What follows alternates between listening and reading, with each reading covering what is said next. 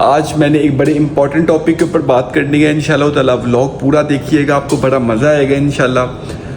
तो अभी जी मैं आया हूँ एक जगह पे, वो जगह मैं रिवील नहीं कर सकता मैं कहाँ पे आया हूँ, वो जगह मैं नहीं बता सकता मैं कहाँ पे आया। मैं इमरान भाई को स्पेशल बाइक के ऊपर उनके साथ आया हूँ, तो कुछ मैंने लेना है। तो ये मेरी पुरानी फर्स्ट वर्क प्लेस है। यहाँ पे सबसे पहले मैं यहाँ पे पीछे वो सामने बिल्डिंग नज़र आ रही है, उसकी ये बिल्डिंग है, इसके नीचे ऑफिस होता था, वहाँ पे मैं होता था पहले। देखते हैं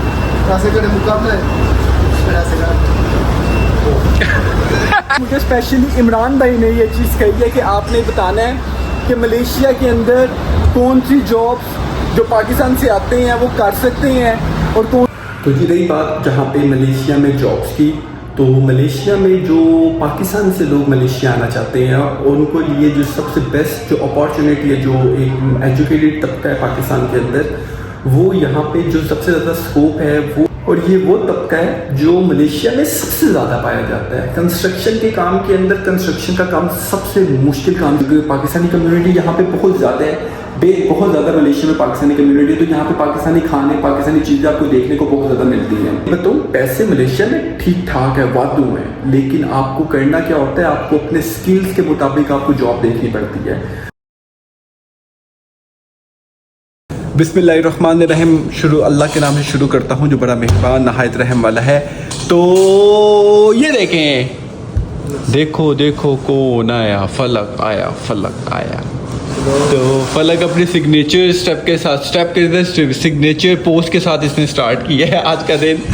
तो आज का दिन, आज सुबह में बहुत जल्दी आ गया, अभी 8:15 हुए हैं। जल्दी आने की वजह ये थी कि आज है बड़ी इम्पोर्टेंट मीटिंग पूरे स्टाफ के साथ, क्योंकि कुछ चीज़ें, समर कैंप स्टार्ट हुआ है, कुछ चीज़ें थोड़ी सी आगे पीछे हो रही थी।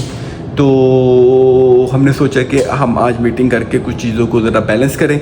आज मैंने एक बड़े इंपॉर्टेंट टॉपिक के ऊपर बात करनी है। इंशाल्लाह ताला व्लॉग पूरा देखिएगा, आपको बड़ा मज़ा आएगा इंशाल्लाह, लेकिन जुड़े रहिए आप, मज़ा आएगा इंशाल्लाह।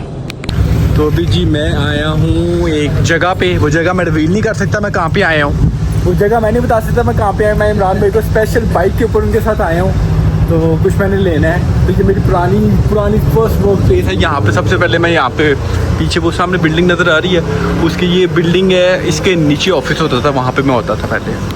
हाँ जी इमरान भाई, ये क्या कर रहे हैं इमरान भाई? इमरान भाई ये क्या कर रहे हैं? वे बच्चा नहीं होता। हाँ भाई फलक, अभी हम गए हुए थे एक जगह पे, तो दिखाया है मैंने उनको, मैंने कहा लेकिन मैं आपको जगह नहीं दिखा सकता जहाँ पे हम आए हैं। हाँ तो वो लोग बच्चे भी व्लॉग देखते हैं, तो उसकी जगह मैंने नहीं दिखानी है आपको, बच्चे देखते हैं।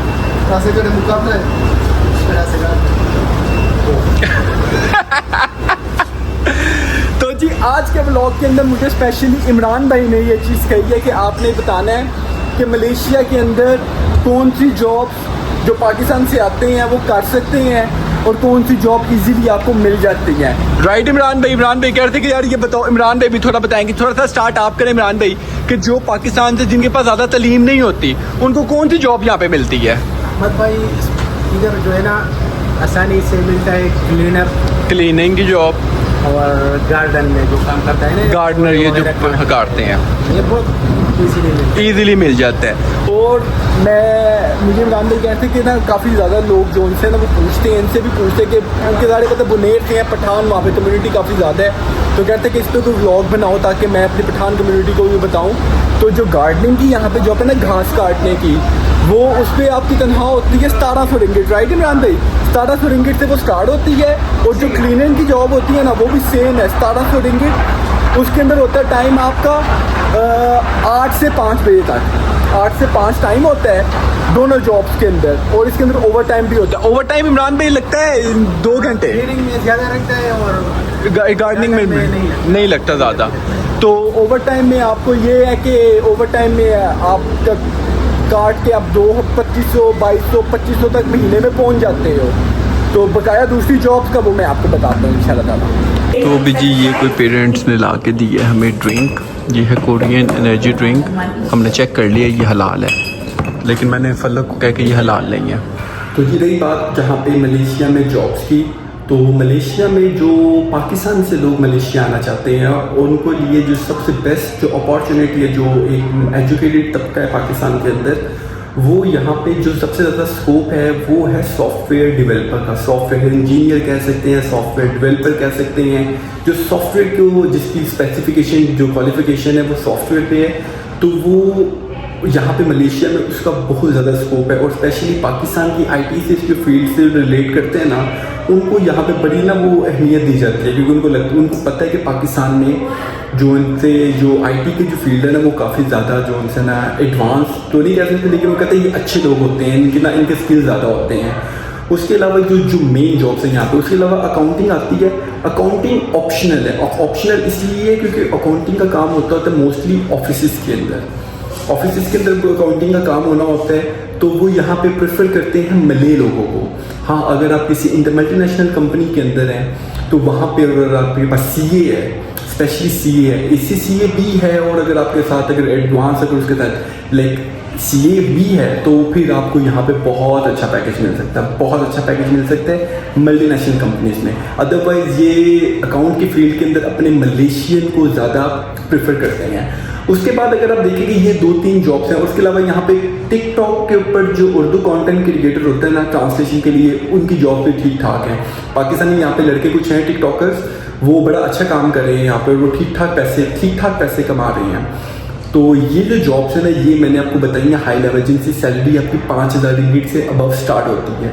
ये वो सेल्स जॉब्स हैं। अब आ जाते हैं जो हमारा मोस्टली जो तबका है हमारे पाकिस्तान के अंदर, मिडिल लो क्लास, उनके अंदर आ जाते हैं जी प्लांटेशन, कंस्ट्रक्शन, गार्डनिंग। तो इसको मैं बताता हूँ आपको।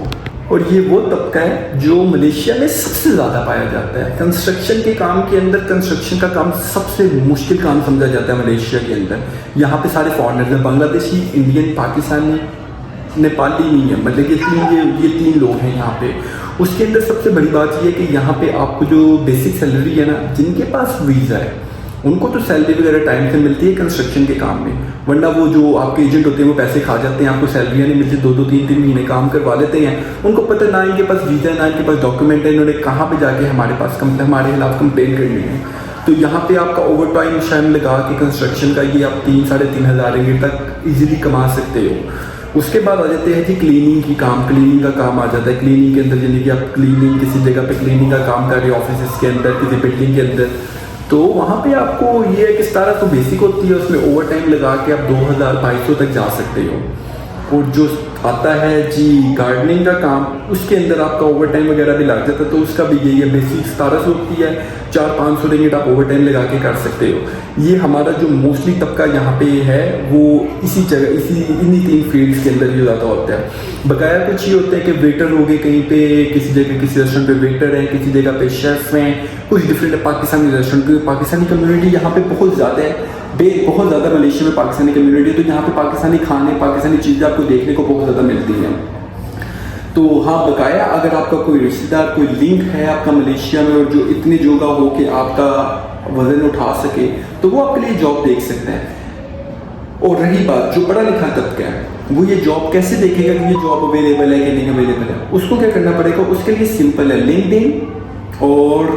लिंक्डइन हो गया, इंडीड हो गया, ये एप्लीकेशन है, इसके ऊपर जाके वहाँ पे जॉब में अपना वो लिखे, प्रोफेशन लिखे, वहाँ पे जॉब्स वगैरह आती हैं, वो डायरेक्टली कंपनियों से रब्ता कर सकते हैं। यहाँ पे आने से पहले अगर आपके पास माशाल्लाह एक्सपीरियंस और क्वालिफिकेशन के साथ एक्सपीरियंस भी है, तो कंपनीज आपको खुद ही वीज़ा प्रोवाइड करती हैं, आपको कोई प्रॉब्लम नहीं होती है।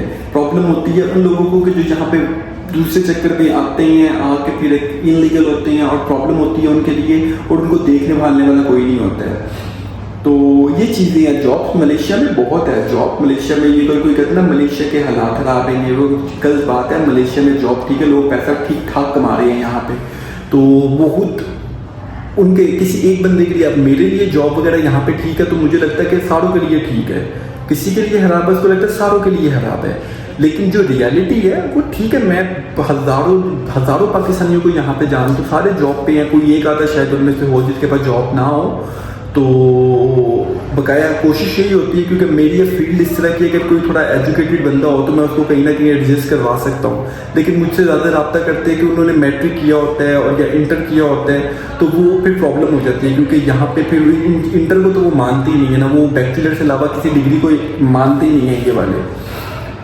तो ये चीज़ें थी, मैंने कहा कि मैं थोड़ा इस चीज़ को डिटेल बताऊँ। पैसे मलेशिया में ठीक ठाक है, वादू है, लेकिन आपको करना क्या होता है, आपको अपने स्किल्स के मुताबिक आपको जॉब देखनी पड़ती है। तो बकाया इंशाल्लाह मैं इस तरह की इंटरेस्टिंग बातें चीज़ें आपको बताता रहूँगा, देखने वालों को एक्सपीरियंस थोड़ा थोड़ा उनका गेन होगा होपफुली। अगर आपका कोई क्वेश्चन है तो आप मुझे कमेंट बॉक्स में बता सकते हैं, या मुझे कमेंट बॉक्स में बताएं ताकि मैं उसको फिर देखूँ। अगर कोई मुझे इसके अंदर कोई डिटेल आप चाहते होंगे तो मैं उसको और डिटेल में ब्लैक बोर्ड के ऊपर वाइट बोर्ड के ऊपर भी कर सकता था मैं, लेकिन मैं एक दफ़ा आपको वर्बली बताऊँ, क्योंकि आपको गाड़ी बात समझ लगी गई होगी कि क्या चक्कर है मलेशिया में। और जो दूसरे लोग हैं जिनके पास वीज़ास नहीं हैं वो अपने रिस्क पे काम करते हैं। रिस्क में कि अगर तो बॉस ने अच्छे मिल के सैलरी दे दी तो दे दी, अगर उनको पता है इनके पास वीज़ा नहीं है तो वो सैलरी में खा जाते हैं। अल्लाह ताला सबके लिए हिदायत करे। तो चलिए जी, मैंने कहा कि मैं आप लोगों को बताऊं, और इंशाल्लाह ताला आपको ऐसी वीडियो मिलती रहेगी आने वाले फ्यूचर के अंदर इंशाल्लाह। The channel. I think I become half Korean now. After you go back to Pakistan, you will be like, मैं तूना मार मार के थक गया और किसी को उनसे इंग्लिश में बात कर रहे, जो कहते हैं मैं ना, मुझे लगता है मैं हाफ कोरियन हो गया। मार मार तो ना मेरा दिमाग वो एकदम वो मेरे से एकदम से ना वो निकल आया था, अंदर के जज्बात निकल आते थे। फिर थक जाता है ना बंदा, बोल बोल कोरियन, बोल बोल इंग्लिश। कोई बात नहीं, इट्स ओके। जब मैं पाकिस्तान आऊँगा तो फिर आऊँगा एक ही करते हैं, एक ही करते। वो इतनी आदत पड़ गई हुई है। अन्यों अन्यों। What are you eating? Avocado? Guava. Guava. Guava is the sister of avocado. Yeah. Ah, तेरी मैं इन्हें तो छेड़ बना लेंगे। छेड़। अच्छा चलो चलो जी, अभी हमारा थोड़ा थोड़ा काम रह गया, काम वाइंड अप करें फिर कर।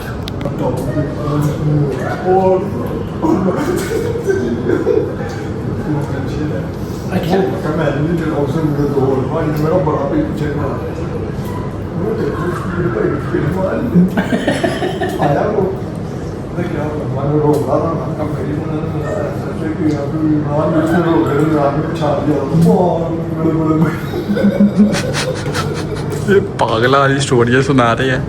इमरान भाई, आपको कभी लड़की से मार पड़ी है? अहमद भाई नहीं, मैंने स्कूल में भी लड़कियाँ नहीं थी ना।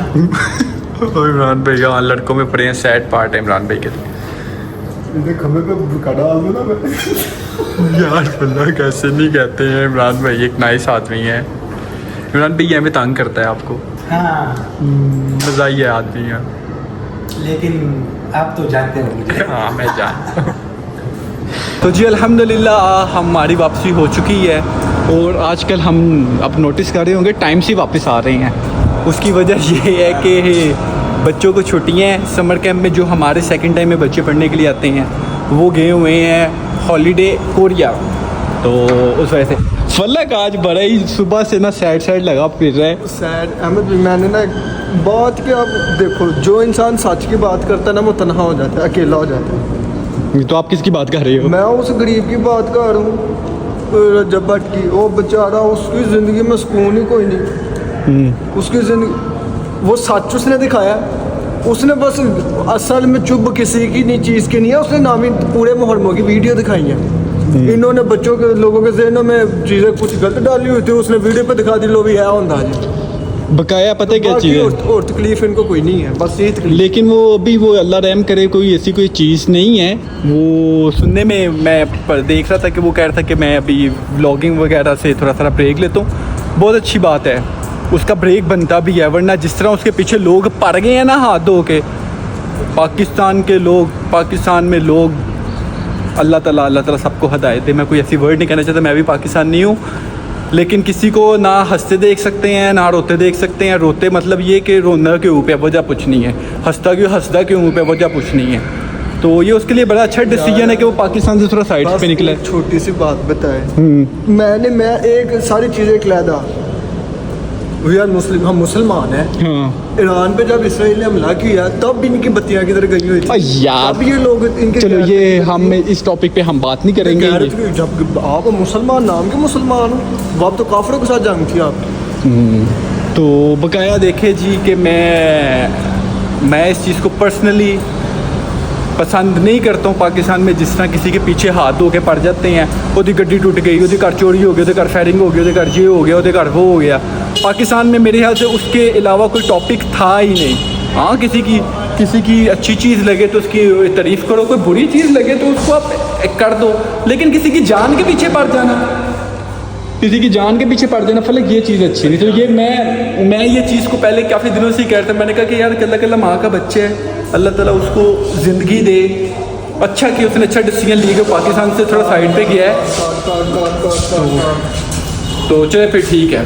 तो बकाया जी देखिए, हमारी दुआ है हर किसी के लिए कि अल्लाह ताला हर किसी को हदायत दे, अल्लाह ताला हर किसी को इतनी हदायत दे कि वो किसी को खाते देख सके, किसी को पहनते देख सके। तो आज का व्लॉग हम इसी दुआ के साथ यहीं पे एंड करते हैं कि आप लोग जहाँ पे भी रहें खुश रहें, अपनों में रहें, अपनों से प्यार करें, माँ बाप का एहतराम करें, बीवी बच्चों से प्यार करें, नमाज कायम करें। नमाज में कामयाबी है, नमाज में फलाह है।